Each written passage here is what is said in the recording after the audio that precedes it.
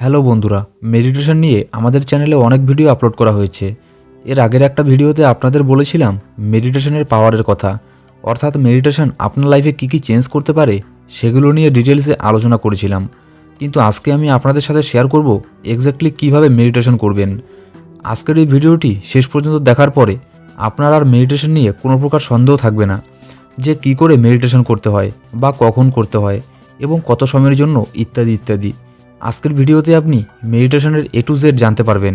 তাহলে চলুন শুরু করা যাক। আপনি দেখছেন বাংলা ইউটিউব চ্যানেল আজব ফ্যাক্ট। দেখুন বন্ধুরা, প্রথমেই আপনাদের বলে রাখি যে মেডিটেশন কোনোদিন করা যায় না। স্ট্রেঞ্জ, তাই না? হ্যাঁ, সত্যিই তাই। মেডিটেশন কখনো করা যায় না, মেডিটেশন হয়ে যায়। ঠিক যেমন ভালোবাসা কোনোদিন করা যায় না, এটা হয়ে যায়, তেমনই মেডিটেশনও। আজকের ভিডিওটি লম্বা হবে। হ্যাঁ, মাত্র 3 মিনিটেও মেডিটেশন কেমন করে করতে হয় এর উপরে ভিডিও বানানো যায়, কিন্তু মাথামুন্ডু কিছুই বুঝতে পারবেন না।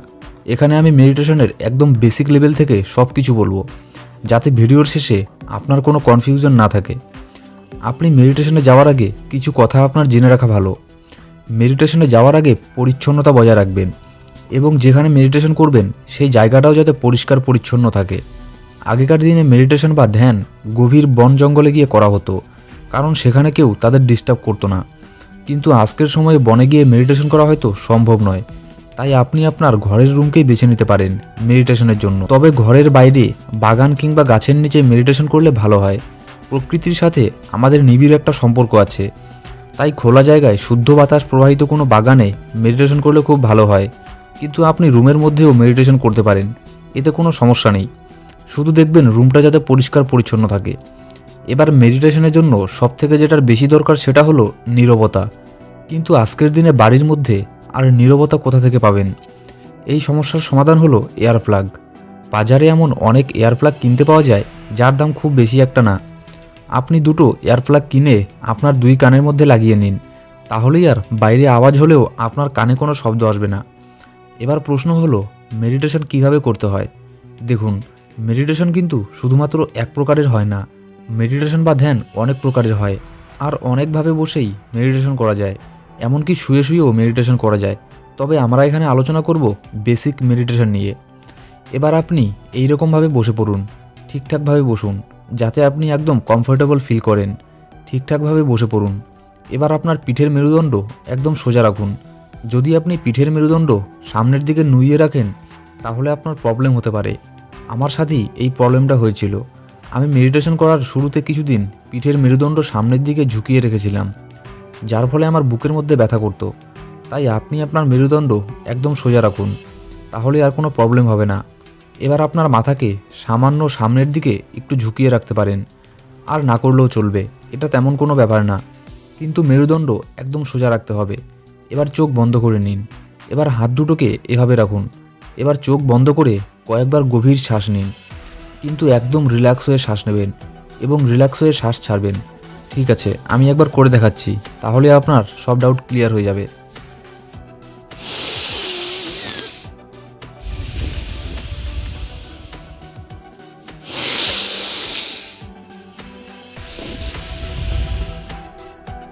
ঠিক এভাবে বেশ কয়েকবার শ্বাস নিন।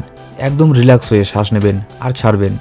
এবার কিছুক্ষণ এভাবে শ্বাস নেওয়ার পরে নর্মালি আপনি যেরকমভাবে শ্বাস নেন সেভাবেই শ্বাস প্রশ্বাস নিন।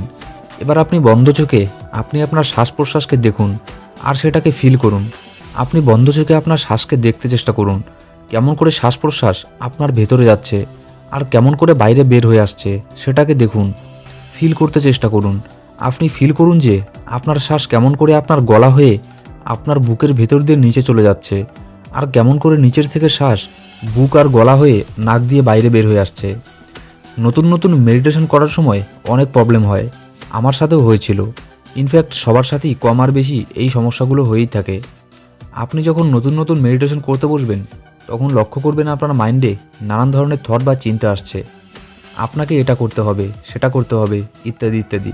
আবার মাঝে মাঝে এমনও হয় যে হঠাৎ করে অনেক পুরনো কোনো ঘটনা মনে পড়ে গেল। এটা স্বাভাবিক, এরকম সবার সাথেই হয়। আর তখনই অনেকেই এখানে মেডিটেশন করা ছেড়ে দেয়। দেখুন, আপনি যখন এক জায়গায় ফোকাস করছেন তখন আপনার মাইন্ডে নানান ধরনের থট আসবেই, কিন্তু সেই সব থটের মধ্যে হারিয়ে গেলে চলবে না। আপনি যদি এই সব থটের মধ্যে হারিয়ে যান তাহলে মেডিটেশন কোনো দিন করতে পারবেন না। মনে করুন মেডিটেশন করার সময় আপনার মাইন্ডে যে কোনো একটা থট এলো, আপনি সেই থটের দিকে লক্ষ্য না দিয়ে আপনার শ্বাস প্রশ্বাসের মধ্যেই লক্ষ্য রাখুন। থট আপনার মাইন্ডে আসবেই, কিন্তু আপনি যদি সেই সব থটকে আটকাতে যান তাহলে হয়ে গেছে। আপনি যতই এই থটগুলোকে আটকাতে যাবেন ততই আরও বেশি করে থট আপনার মাইন্ডে আসবে। থট আসুক মাইন্ডে, কোনো ব্যাপার না, কিন্তু পরক্ষণেই আপনার ফোকাস আবার শ্বাস প্রশ্বাসের মধ্যে ফিরিয়ে নিয়ে আসুন। এবার মেডিটেশন করার সময় আরেকটা যেটা সমস্যা হয় সেটা হলো, আপনি নতুন নতুন যখন মেডিটেশন করতে যাবেন তখন আপনার মনে হবে ধুর, এটা আমি কি করছি।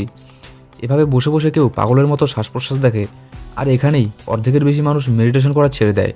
কিন্তু আমি আপনাকে চ্যালেঞ্জ করছি, আপনি যদি প্রথমের দিন মাত্র 5 মিনিটও চুপচাপ বসে থেকে আপনার শ্বাস প্রশ্বাসে ফোকাস করতে পারেন, তাহলে আপনার সেরকম অবস্থা হবে যেরকমটা হয় নতুন নতুন লাভারদের। মানে আপনি মেডিটেশন ছাড়া থাকতে পারবেন না। পৃথিবীতে যত ধরনের কঠিন কাজ আছে তার মধ্যে একটা হলো মেডিটেশন। এর কারণ হলো মেডিটেশনের সময় আপনাকে চুপচাপ একভাবে বসে থাকতে হয়, আর নর্মালি হিউম্যান নেচার এরকম নয়।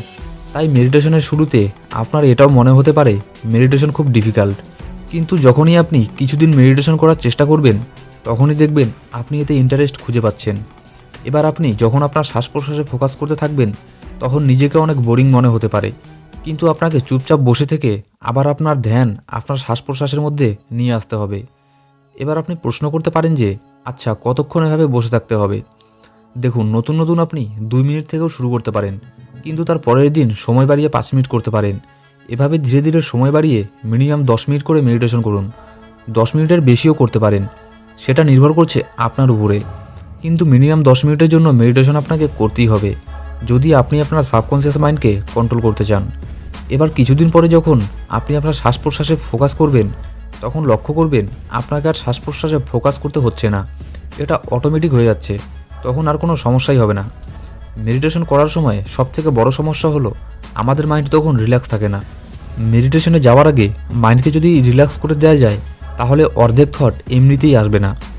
এমন একটা টেকনিক আছে যেটাকে আমিও ইউজ করতাম, এমনকি এখনও করি। টেকনিকটা হলো, আপনি মেডিটেশনের পোজে বসেই বেশ জোরে জোরে এবং তাড়াতাড়ি শ্বাস প্রশ্বাস নিন, কিন্তু এটা বেশিক্ষণ করবেন না, 20 সেকেন্ডের মতো করলেই হবে। আপনি জোরে জোরে আর খুব দ্রুত শ্বাস প্রশ্বাস নেওয়ার সময় আপনার মন একদম হালকা হয়ে যাবে, আর আপনার মাইন্ড কিছুক্ষণের জন্য একদম ব্ল্যাঙ্ক হয়ে যাবে। ফলে আপনার মাইন্ড থেকে অর্ধেকের বেশি থট চলে যাবে। মেডিটেশন করার সময় কিছুক্ষণ পর্যন্ত ম্যাক্সিমাম থট আপনার মাইন্ডে আসবেই না। এবার প্রশ্ন হলো, মেডিটেশন করার সবথেকে বেস্ট টাইম কোনটা? দেখুন, আপনি যখন ইচ্ছে তখন মেডিটেশন করতে পারেন, এর বেনিফিট আপনি পাবেনই পাবেন। কিন্তু সকালবেলায় ঘুম থেকে উঠে ফ্রেশ হওয়ার পরে মেডিটেশন করলে সবচেয়ে ভালো হয়। মেডিটেশন করার বেস্ট সময় হলো ভোরের বেলায়। অনেকেই আছে যারা রাত্রেবেলায় মেডিটেশন করে। হ্যাঁ, আপনি রাত্রেও মেডিটেশন করতে পারেন, কিন্তু আপনি যদি সকালে মেডিটেশন করেন তাহলে এর ইফেক্ট আপনার গোটা দিনের কাজকর্মের মধ্যেও পড়ে। আপনি ঘুমিয়ে ঘুমিয়ে তো আর সারাদিনের নানান ধরনের অ্যাক্টিভিটিতে যোগ দিতে পারবেন না। আপনাকে সব ধরনের কাজ তো দিনের বেলাতেই করতে হবে। তাই আপনি যদি সকালে মেডিটেশন করেন তাহলে আপনি এর বেনিফিট সারাদিন পাচ্ছেন। রাত্রেও মেডিটেশন করতে পারেন, আপনি যখন খুশি তখন মেডিটেশন করতে পারেন, কিন্তু সকালে করলে বেশি ভালো হয়। দেখুন বন্ধুরা, মেডিটেশনকে অনেকভাবে অনেক জায়গায় করা যায়, কিন্তু যেটার উল্লেখ করলাম এটাই সবচেয়ে সহজ মেডিটেশন বা ধ্যান। আর এছাড়াও আরও মেডিটেশন আছে, যেমন সাবকনসিয়াস মাইন্ডকে আনলক করার মেডিটেশন, থার্ড আইকে ওপেন করার মেডিটেশন, কুণ্ডলিনী জাগরণের মেডিটেশন, পাস্ট লাইফ কানেকশানের মেডিটেশন ইত্যাদি টাইপের অনেক ধরনের মেডিটেশন আছে। কিন্তু এই মেডিটেশনই সবচেয়ে বেশি প্রচলিত, এটাই সবাই নর্মালি করে থাকে। অনেকেই বলে মেডিটেশনের সাইড ইফেক্ট আছে, কিন্তু আমার মনে হয় না মেডিটেশনের কোনো সাইড ইফেক্ট আছে, অন্তত আমার সাথে কিছুই হয়নি। কিন্তু হ্যাঁ, আপনি আনকমফোর্টেবলভাবে বসলে অনেক প্রবলেম হতে পারে, যেমন আমার সাথেও হয়েছিল। আবার ব্যাক পেইনও হতে পারে। মেডিটেশনকে কখনোই 3-4 দিনে রপ্ত করা যায় না, কিন্তু হ্যাঁ, মাত্র 7 দিন মেডিটেশন করলেও 8 দিনের দিন আপনি অনেক পজিটিভ রেজাল্ট দেখতে পারবেন। আর এতে আপনি নিজেই অবাক হয়ে যাবেন এরকম চেঞ্জ দেখে। আপনার লাইফকে সাকসেসফুল বানানোর ক্ষেত্রে মেডিটেশন একটা টুলের মতো কাজ করবে। মেডিটেশনের বেনিফিট আপনি আপনার লাইফের প্রত্যেকটা দিনেই অনুভব করতে পারবেন। আমি চেষ্টা করেছি বেসিক মেডিটেশন কীভাবে করবেন সেটাকে ভালোভাবে বলার। কিছু বাকি থাকলে কমেন্ট করতে ভুলবেন না। একটা ভিডিও বানাতে প্রচুর টাইম লাগে, অনেক কিছু করতে হয়, তাই প্লিজ একটা লাইক আর একটা শেয়ার করবেন। আর আপনি এখনও যদি আমাদের চ্যানেল সাবস্ক্রাইব না করে থাকেন তাহলে এখনই সাবস্ক্রাইব করুন আমাদের চ্যানেল আজব ফ্যাক্ট সম্পূর্ণ ফ্রিতে, এবং প্রেস করে দিন পাশের বেল আইকনে, তাহলে আপনিই পেয়ে যাবেন আমাদের সব ভিডিও সবার আগে। সময় করে ভিডিওটি দেখার জন্য আপনাকে অসংখ্য ধন্যবাদ।